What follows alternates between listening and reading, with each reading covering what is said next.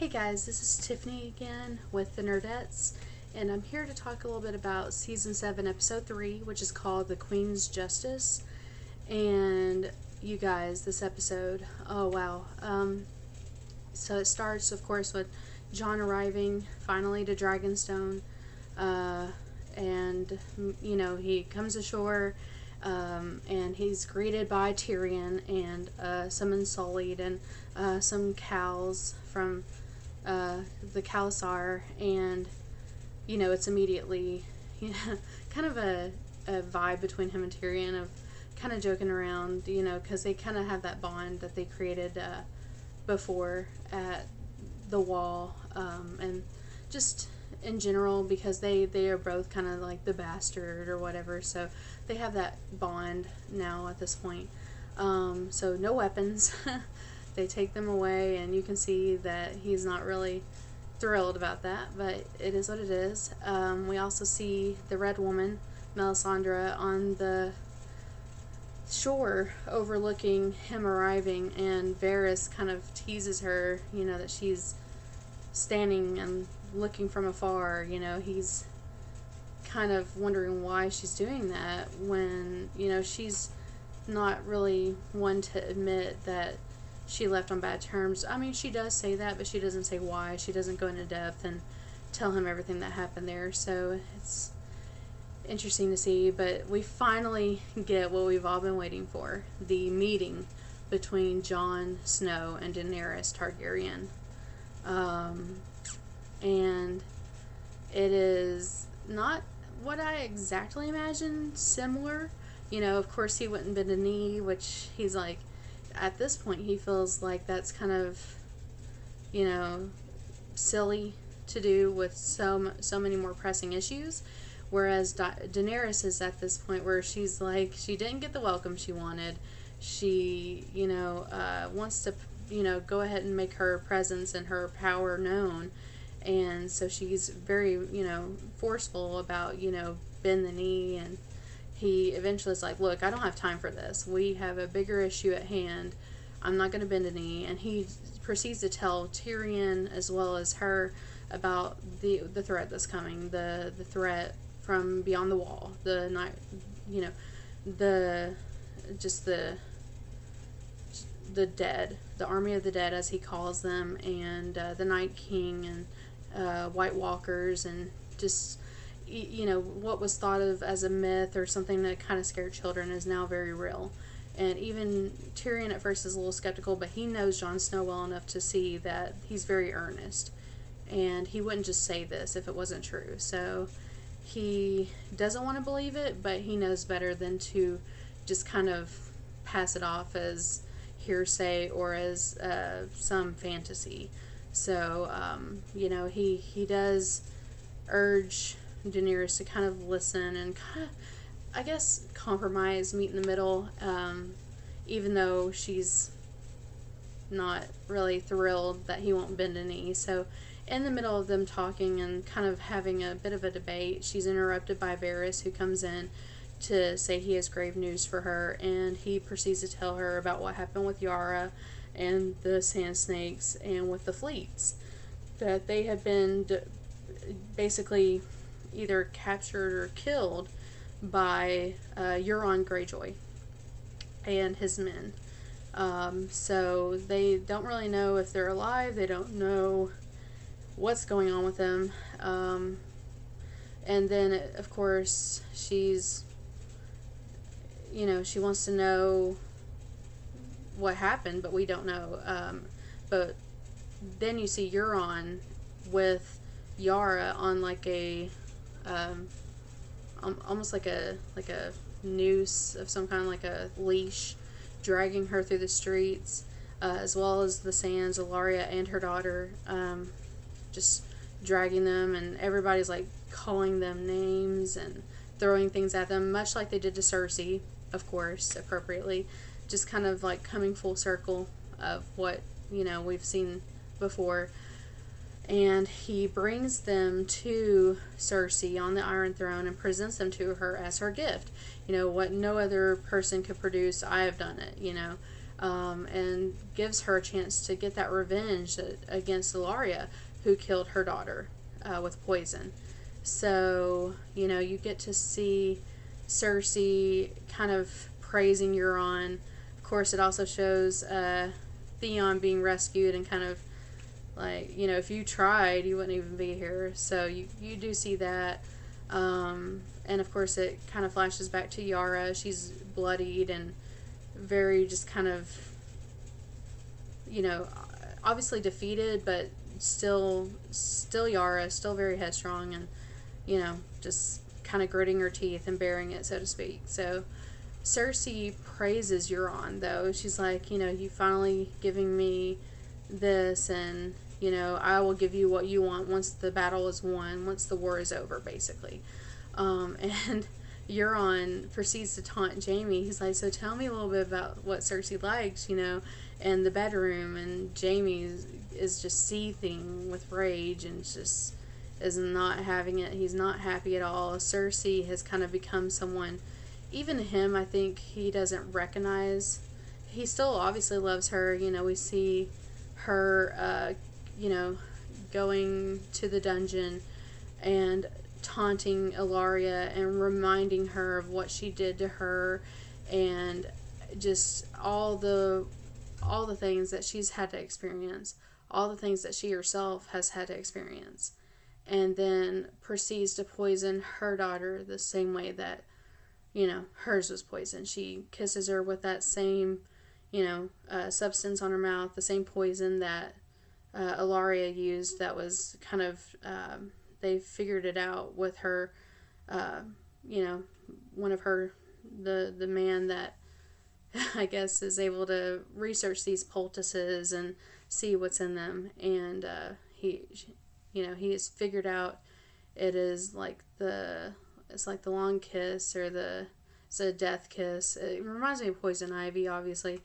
But yeah, she does that to her, and just basically is like, now you'll have to live here all your days. We're going to force you to live, force you to eat and drink water, and we're going to make you watch her die. So instead of, you know, being able to, you know, live with her and be happy, you get to experience what it's like to watch your daughter, or know your daughter's dead. But you're going to watch it. We're going to make sure that the lights never go out. We're going to rebuild the fire and the sconces, you know, and make sure that you can't ever not see exactly what's going on. So, and of course she has a victory celebration sex with Jaime afterwards. So, you know, you can tell she's very proud, and now she has like this power in a way that gives her, you know, this big high, that she has this. And then we see Mark Gatiss show back up, of course, as a representative of the Iron Bank, and reminding her of the debts this owed. And they talk about what happened, you know, what happened with the Sept of Baelor, and she's like, oh, that's so tragic. He's like, indeed, because he knows, like, that she was the one who did that. So just kind of reminds her of her debts, and almost seems to, like, threaten to side with Daenerys. And she's like, you know, she brings up their, you know, their motto. They're saying, you know, a Lannister always pays its debts. Do dragons and you know, a Targaryen and the daughter of a Mad King and the Unsullied, do they pay their debts? Have they proven their loyalty?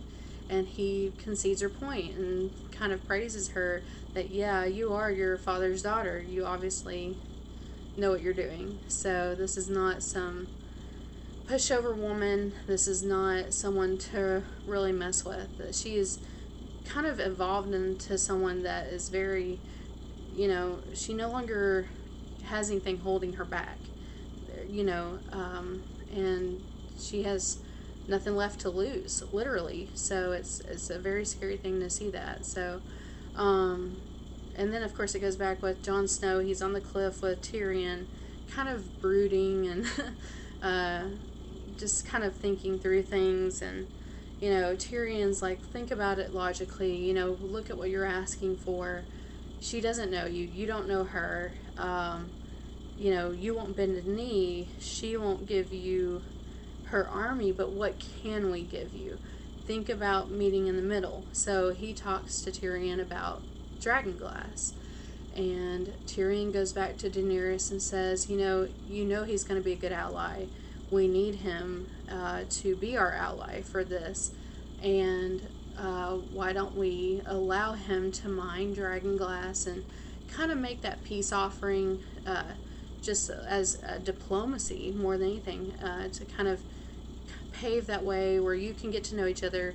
We can focus on Casterly Rock and what we're trying to do, and you can still, kind of figure out how to work with Jon Snow. So she agrees. She meets with Jon and tells him she'll allow him to mine dragonglass, and what's more, she will provide men and supplies if he needs it, which is a big concession. So that was very interesting. We see a very, just touching reunion between Sansa and Bronn, and he admits to her that he is the three-eyed raven, and she doesn't really know what that means, and he explains to her that he can see everything from any time that's happening or has happened to anybody, and talks about like her wedding day and how she looked and how the snow fell, and you can see it shakes her. She feels very uncomfortable that he knows these things, because she knows how brutal it was to her that night, and just everything that happened, and talks about how he wished he could have been there, but he obviously saw it. So yeah, she's very shaken, and they kind of part ways, and she goes in and he decides to sit in the snow. She realizes he's not the brother she knew before. He's definitely grew up beyond his years in becoming the three-eyed raven. He's no longer got that boyhood or boyish personality. He's very, wise beyond his years. He's got that kind of oracle kind of personality now, and it's a bit sad, yet I get that he's gonna have a major role in all this. He obviously has a lot to tell Jon when he gets back, so we'll see how that goes, and I'm not really sure how Jon's going to take that either, so I'm sure we'll see. But then we see Jorah. Obviously Sam at this point has removed all of the gray stone covering the flesh and put this poultice and the salve on the skin. And the Archmaester's looking at it in just bewilderment and just awe that obviously he's healing. And Jorah doesn't give anything away. He's like, oh, it must have been the weather. I feel great. I'm fine. I'm healing. Who knew? Just kind of, obviously the Archmaester knows better. So he asks Samwell to come to his study, and he praises him. I mean, he's recognized as doing something that no one else has done with healing links. Like he talks about other maesters that have the healing links, and he said that where these men have failed and not been able to do this, you have. How did you do it? And Sam just says he read the book. He read the book, followed the recipe, by the book, and that's it. I mean, that's really all it took. And Sam would be the one that would do that, because he is that studious person. So yeah, but then he tells him to copy the scrolls. He's like, what, you thought you'd get a reward?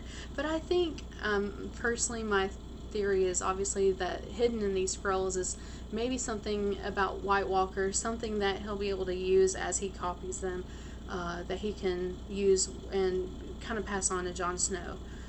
So maybe at first it doesn't seem like a reward, but we all know how good teachers are. There's always a reward kind of hidden in the punishment. So we'll see. I obviously think that that's what's going to happen. So, but yeah, it goes back to Casterly Rock. We see Grey Worm and the soldiers taking it over almost too easily. It is too easy.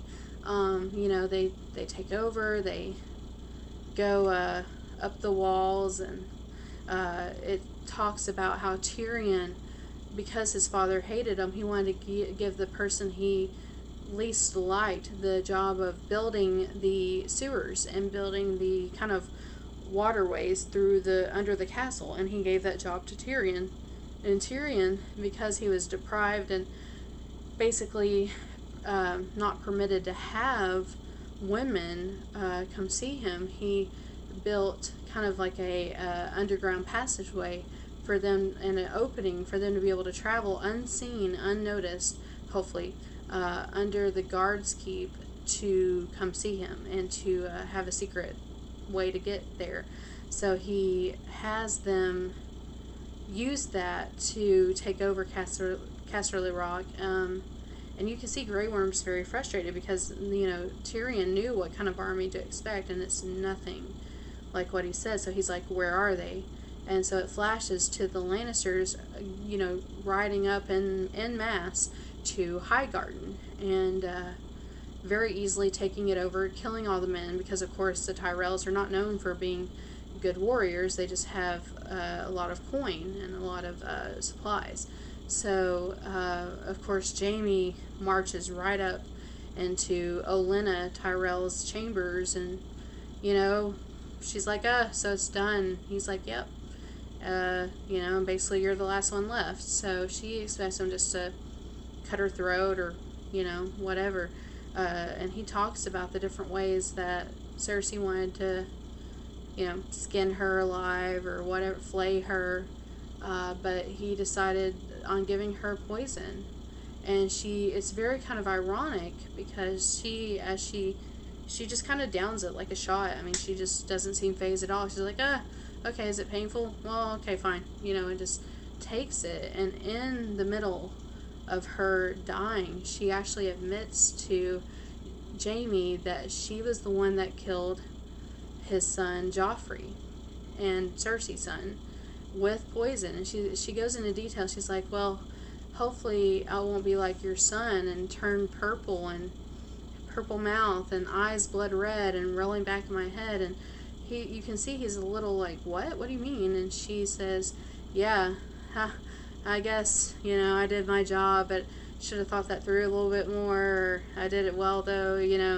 And he is like furious and devastated that he did not realize it was her. He suspected Tyrion as his Cersei and wasn't sure who did it really, and she takes ownership finally, and he knows it's true.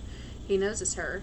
And so she says, tell Cersei it was me and let her know. So she kind of, we know how much of a badass she is and has been, and this is just her even bigger moment, that even though she's dying, she still kind of gets a jab in the middle of her death, to say, I did this to Joffrey. So it's very very powerful. So, but yeah, I mean, it talks about I thought it was kind of ironic, the title's Queen's Justice, and she, you get that justice here of, and in a way of Olenna hers, and so does Cersei, so does Daenerys in a way. So it's kind of from all sides. It's just getting more and more to the climax of what we're going to see this season, which is supposed to be the last season, of course. And we've seen Daenerys talk to Jon about how the people, like the sons and daughters, shouldn't be punished for the sins of their fathers and all this stuff. So it's very strong words this episode. Just a lot to come. I really want to see Theon kind of come back. Will that happen? At this point, I don't know. I kind of want him to come storming in and save Yara, save the Ilaria. Obviously can't save her daughter, but definitely save Ilaria, and just take over. Definitely want to see big things with this and Daenerys and Jon Snow, and obviously that battle, and then the battle with the White Walkers. So definitely a lot more to come. Really excited to see that. So yeah, but that's been my review of the Queen's Justice, season 7, episode 3. Coming up, we're going to have a lot more. We've got a owl crate, which, like I said before, is a literary crate with books and literature-based items like candles and pens and like chocolate and just, you know, magnets and everything that you typically get with most of your subscription blocks, but literature based. So that'll be awesome. And we've got Scotch Box, which is Japanese snacks, and we're going to be unboxing a huge, the extra large subscription of that with myself and Erica, and our special guest Evie Galore is going to be joining us for that. Got a lot more videos coming up, obviously Loot Crate and Nerd Block unboxings. We've got Think Geek coming again, and we're going to be doing more surprise videos. We've got a new segment coming up that I think you guys are going to enjoy, and we're going to be talking, we're going to have when Evie Galore comes on, we're going to have a huge show just for you guys, and I think you're going to love it. So lots of surprises to come. We're going to have some major, huge giveaways coming up soon. So stay tuned for that. Exclusive content from our channel. So please subscribe. Keep up with us. We're definitely seeing your comments. We really appreciate you guys watching and your views. Don't forget to subscribe, like the video. If you want to share it, we appreciate it. And don't forget to like us on Facebook. We are at facebook.com/thenerdettes, and we really appreciate your following us and subscribing to our YouTube as well. So thank you again. I'm Tiffany with the Nerdettes, and we look forward to seeing you again next week for the next episode of Game of Thrones and for more videos to come. Bye, guys.